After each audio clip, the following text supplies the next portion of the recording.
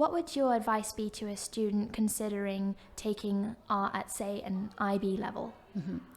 I think that, I don't think you need to write yourself off for taking IB, even if you haven't studied visual art at GCSE. I think that you can access it even if you're taking standard level or higher level, as long as you're interested in making, and I think that you have something to say. I think that that's what's really important. And whilst, there's a lot of people that say, obviously, art takes a long time to make.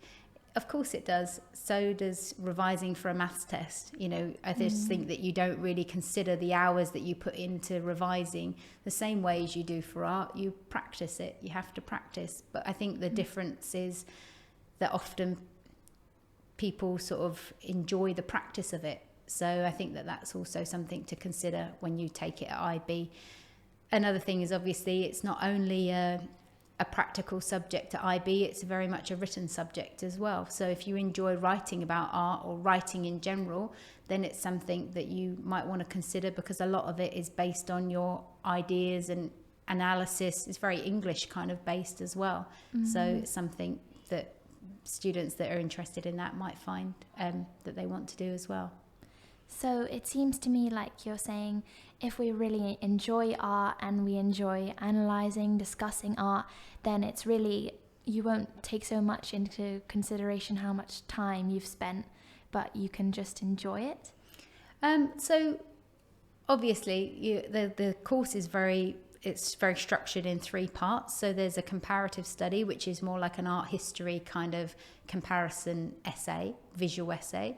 And then you've got a process portfolio, which is your journal, your making and how you've made things. And then you've got the artwork as well that you actually make.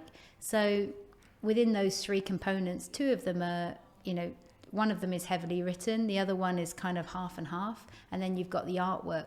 A lot of students do very well at IB if they obviously do technically difficult work, but they also do very well if they've got very good ideas and they do very conceptual work. So I think it's different in that sense to GCSE, because if you're not necessarily, you've got lots of ideas, but you are not perhaps as confident in executing them in terms of drawing and painting, but you've got some really conceptually interesting sort of things that you want to say, I think that you get rewarded for that very well in IB as well.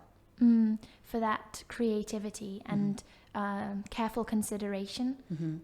And how you put symbolism in your work.